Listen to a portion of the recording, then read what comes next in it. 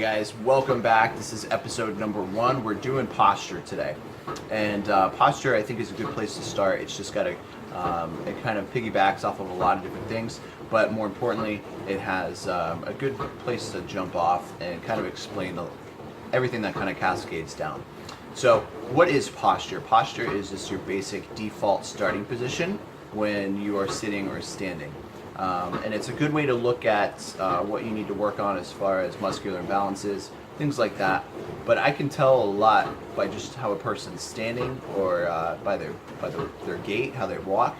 And it's a relationship between the fascia, between all of the muscle tissue and all the connective tissue in the body. And so this relationship really shows how energy is translating through the body and how the body reacts to that. And what I want to talk about today is how we can fix that, how that affects your movement and breathing. I've kind of combined those two because those go really hand in hand with a lot of the concepts we're going to talk about today. And then in addition to that, we're going to talk about how that affects your self-confidence, your body language, and your self-talk, so your mental performance as well. So take some notes and let's get started. Okay, so we are talking about posture and the breath and movement combination, okay? And so we're looking at positions now. So we have a good understanding of posture as far as our starting or default position when we're standing or sitting. And this translates into how we move on the bike, how we exercise, things like that. And the whole point is to own all of these positions and be able to breathe in these positions. So let's take a back squat for instance, okay, just as an example, then we'll segue onto the bike. If we can go through an entire range of motion with a back squat and be able to breathe and control it, then we can own that position. That's good, that's a good starting point. Now if we take that to the bike, okay, and we get into the attack position, and we have a hard time getting into that because our thoracic region is a little locked up, we're not loading our hips, we're starting to arch the back. That lower back takes the brunt of a lot of impact. That's when you start to kind of get into mistakes that you think are maybe caused by endurance. Oh, I need to work on my endurance. Well, let's work on these positions first. Are you able to get into that position, that attack position, and maintain that? So it's always good to look at it and say, how can I improve that? That's why I like the deadlift so much, or the kettlebell swing, because that looks just like an attack position. You got to have that neutral spine, load the hips, shins vertical. All of that kind of falls into place with those two exercises. And so, if you can get into that attack position and own it, okay, so you can breathe, you can feel comfortable there. That's when you know things are going well.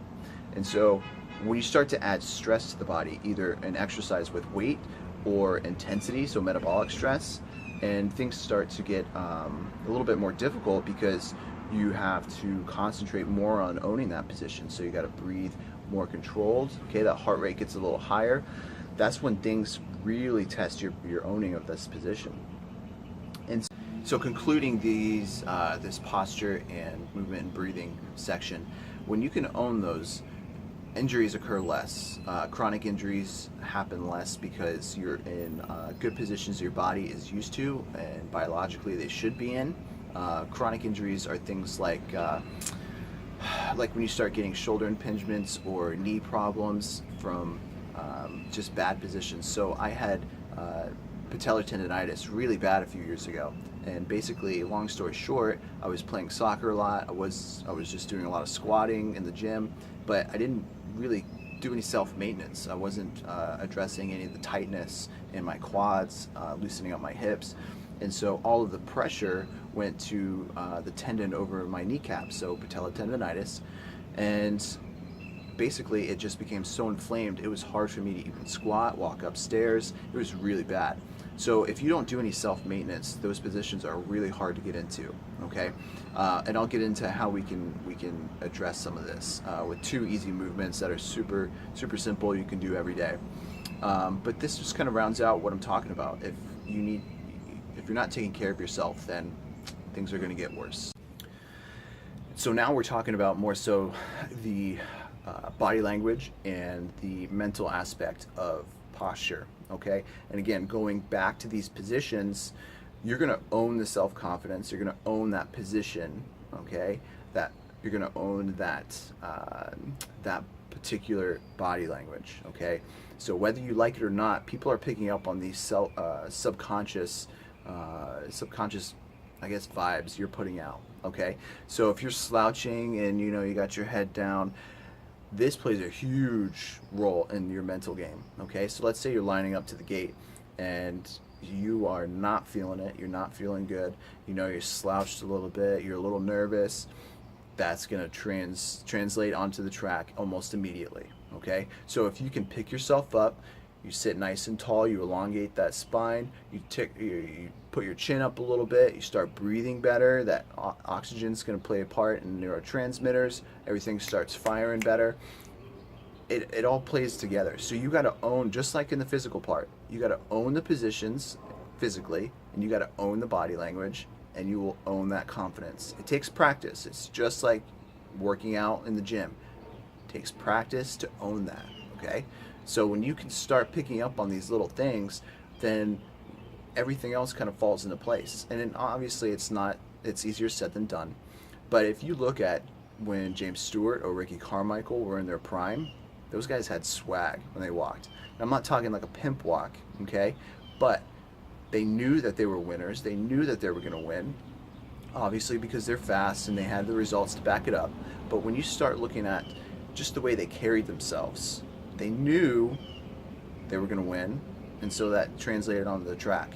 And so at this level, bikes aren't going to play a big difference if you're an amateur, okay? Maybe a little bit, but I think it's mostly self-confidence, because if you can ride really well in practice, that should translate into the race. That was my biggest problem, self-confidence. My body language showed that I was not ready to win. I was afraid, I was nervous. So when you can get rid of that, everything else will fall into place and you'll ride in that zone, get in the flow, everything will be a lot better, okay? So own the body positions physically and own you gotta own that self-confidence and that body language. All right, so finally, to round things off, how do we fix posture? How do we get into these good basic positions, okay? 2 movements, okay? You have squats.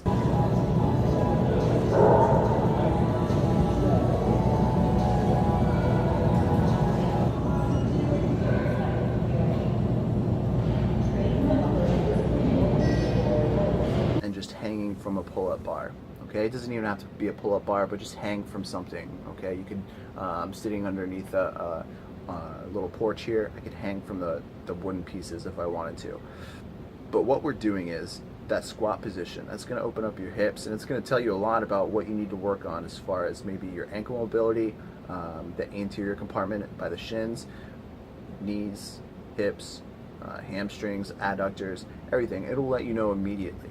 And so why do we do that? Well, that's because basically for as long as we've been alive as humans, we've been in a squatting position, whether we're hanging around a campfire or even if you go, I've heard in China, even businessmen, when they're waiting, they're not sitting down, they're just squatting, okay? If you're waiting for a train, you'll see people just hanging out in a squatting position, deep squat, okay? If that doesn't feel comfortable to you, you need to get comfortable with it, okay? If you do this for a couple minutes each day, you will notice a difference in your lower back pain, knees, ankles, hips, everything kind of falls into place. And so it's going to suck at first, and if you have injuries that won't let you do that, you can kind of hang on to a doorway or hang on to something and just squat down as low as you're comfortable with. But try to improve that every day. The second thing is hanging.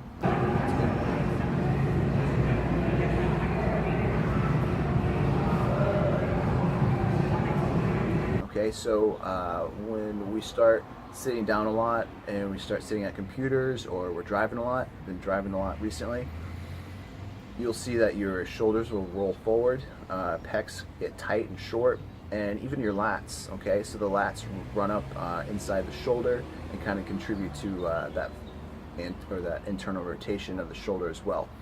So simple way, I like to just hang with my palms facing out, okay? That's your pronated position.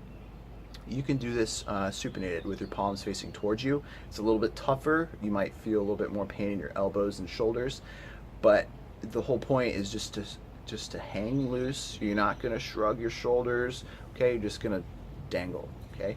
And that's really going to help stretch. You'll feel it in your chest and in your lats, and it'll improve your grip strength, because grip strength as well. So those two movements can really help as far as just basic maintenance of the body, and I think that everyone needs to do that, especially nowadays, because we're moving less and we're having more chronic injuries. We're experiencing pain that we really shouldn't be, and if you are, it's happening at an earlier age. So let's get out, let's move, let's have some good posture, and that'll translate to better results on the track.